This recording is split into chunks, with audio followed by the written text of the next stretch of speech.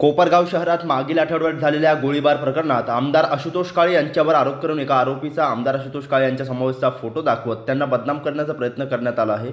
मात्र काळे परिवाराने आजपर्यंत कधीही गुन्हेगारी प्रवृत्तीला थारा दिला नाही आणि यापुढेही देखील देणार नाही हे मतदारसंघासह कोपरगाव शहरातील नागरिक जाणून आहे। मात्र मतदारसंघासह कोपरगाव शहरात झालेला विकास ज्यांना पाहवत नाही त्यांनी खोटे आरोप करून आमदार काळे यांना बदनाम करण्याचा केविलवाणा प्रयत्न केला आहे।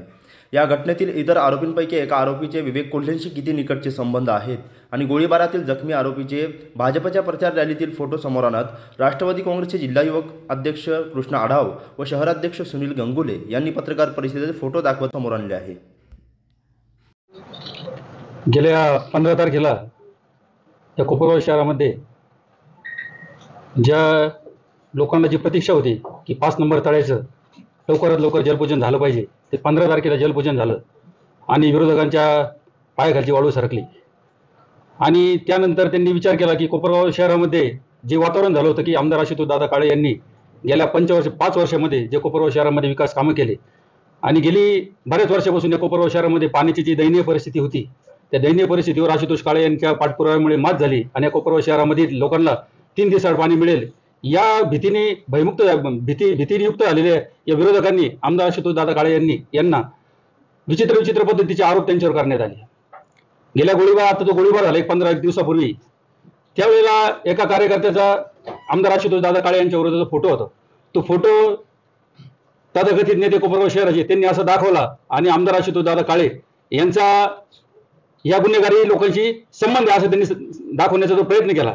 मला तुमच्या माध्यमातून या कोपरगाव शहरातील जनतेला एक सांगायचं आहे की या कोपरगाव शहरामध्ये जो काही गोळीबार झाला, त्या गोळीबारामध्ये जे काही आरोपी पकडले गेले त्या आरोपीचे EFIR आहे। याच्यामध्ये काय एकच आरोपी किंवा 2 आरोपी नव्हता, याच्यामध्ये 7-8 लोकांवर आरोप झालेले आहेत। त्यातील एक आरोपी आहे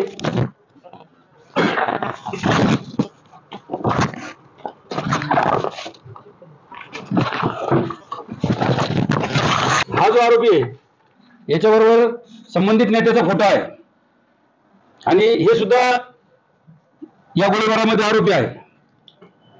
यामुळे तुमच्या माध्यमातून या कोपरगाव शहरातील जनतेला दाखवायचं आहे। त्यानंतर मागच्या पंचवार्षिकला यांच्या 2019च्या निवडणुकीमध्ये दुसरा जो आरोपी होता त्याच्यावर गोळीबार झाला असं ते म्हणतात, हा त्याचा फोटो मागच्या निवडणुकीला 2019च्या निवडणुकीला हा त्यांचा प्रचार करताना दिसत आहे, त्यांचा तो कार्यकर्ता आहे। आणि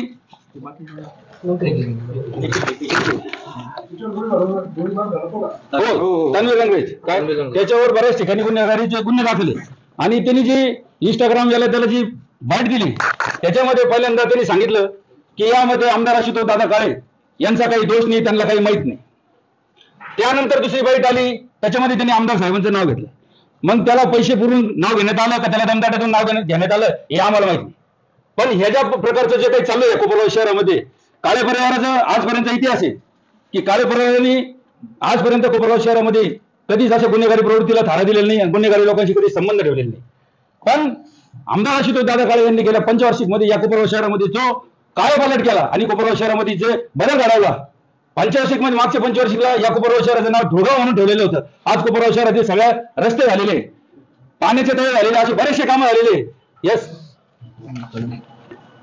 अशा प्रकारचे झालेलं असताना फक्त आमदार साहेबांची प्रतिमा मलिन करण्यासाठी या लोकांनी जो आरोप केला आहे त्याचा कोपरगाव शहर राष्ट्रवादी काँग्रेसतर्फे आम्ही निषेध करतो। आम्ही बरेच कंट्रोल केले, म्हणत होतो जाऊ द्या बाबा, पण यांनी आमदार साहेबांची प्रतिमा, आमदार साहेबांना या तालुक्यामध्ये या शहरामध्ये सर्वसामान्य लहान मुलापासून तर मोठ्या माणसापर्यंत सगळे लोक ओळखतात।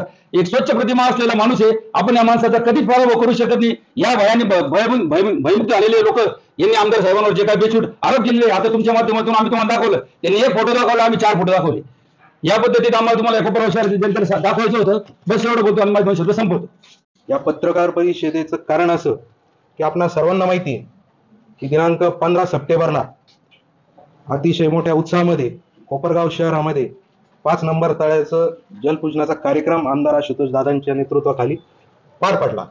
अतिशय चांगलं वातावरण, महिलांमध्ये आनंदाचा उत्साहाचा असताना या कोपरगावमध्ये एक दुर्दैवी घटना घडली। या कोपरगाव शहरामध्ये गोळीबाराचा प्रकार स्वामी समर्थ मंदिरात तिथं घडला आणि तो जो घडलेला गुन्हा आहे तो त्यांचा वैयक्तिक एकमेकाच्या वादविवादातून झालेला आहे. परंतु त्या गुन्ह्याचा आधार घेऊन आमचे नेते मान्य आशुतोषदादा काळे यांच्यावर आणि सबंध पार्टीवर आरोप करण्याचा प्रयत्न विरोधकांनी केला आणि त्यानिमित्त आम्ही या पत्रकार परिषदेच्या माध्यमातून काही खुलासे आणि काही गोष्टी कोपरगावच्या नागरिकाच्या निदर्शनास आणण्यासाठी खरी पत्रकार परिषद घेतलेली आहे.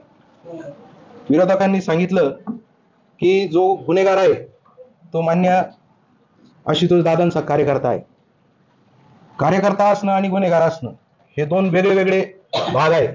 याचा लांब नेत्याशी कुठलाही संबंध नसतो. गुन्हेगाराला कोणती जात नसती, धर्म नसतो किंवा गुन्हेगाराला कोणता पक्षही सुद्धा नसतो. तो विषय चालू असताना रेशन, 2 नंबर धंदे याच्या संदर्भात सुद्धा आरोप प्रति आरोप करण्यात आले. मी आपणास आणि कोपरगावच्या जनतेच्या निदर्शनास आणू इच्छितो की या कोपरगावमध्ये रेशन दुकान किंवा रेशन दुकानदार जे आहेत त्याची संख्या 113 संख्या आहे रेशन दुकानदारांची, आणि त्याच्यामध्ये 113 पैकी जवळजवळ 100 रेशन दुकानदार हे कोले कुटुंब किंवा कोले पार्टीचे कार्यकर्ते म्हणून आज काम करत आहेत. रेशन दुकान गोडाऊनचं जे वाहतुकीचा जो ठेका आहे तो राजू होन म्हणून यांनी घेतलेला आहे. त्यांचे वडील हे त्या कारखान्याचे कर्मचारी आहेत आणि हा स्वतः राजू होन सुद्धा कोले पार्टी यांचा कार्यकर्ता आहे. त्याचप्रमाणे या रेशन संघटनेचे जे अध्यक्ष आहेत शर्मा म्हणून हे कोले पार्टीचे माजी पंचायत समिती सदस्य आहेत. आणि मग हे लोक जर त्यांचे आहेत, 113 दुकानदार हे त्यांचे कार्यकर्ते आहेत, मग आम्ही असं म्हणायलाच पाहिजे जसं त्यांनी आमच्या नेत्यावर आरोप केले, आम्ही सुद्धा हे म्हटलं पाहिजे हा रेशन घोटाळा सुद्धा यांच्याच लोकांनी यांच्याच नेत्यांनी केलेला आहे असं आमचं ठाम मत आहे.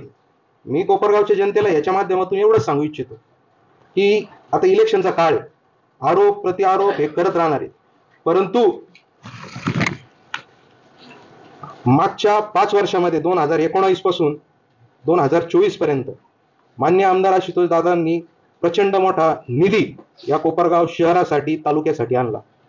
अनेक कामं जे मागे 25-30 वर्षात झाले नाहीत असे कामं आशुतोष दादांनी त्यांच्या निधीतून केले.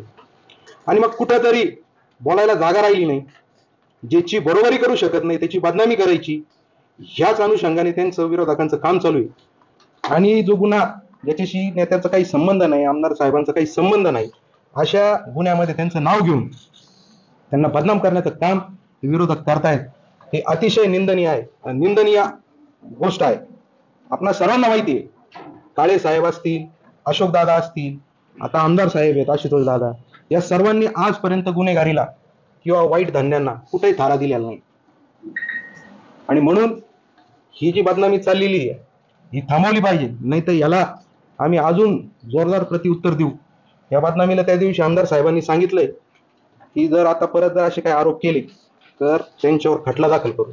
पण एक कार्यकर्ता म्हणून मी सांगतो, खटला दाखल होईल आणि आम्ही रस्त्यावर उतरून आमच्या नेत्याबद्दल जर काही वाईट साईट शब्द वापरले तर आम्ही रस्त्यावर उतरून याच्याविषयी आंदोलन करू.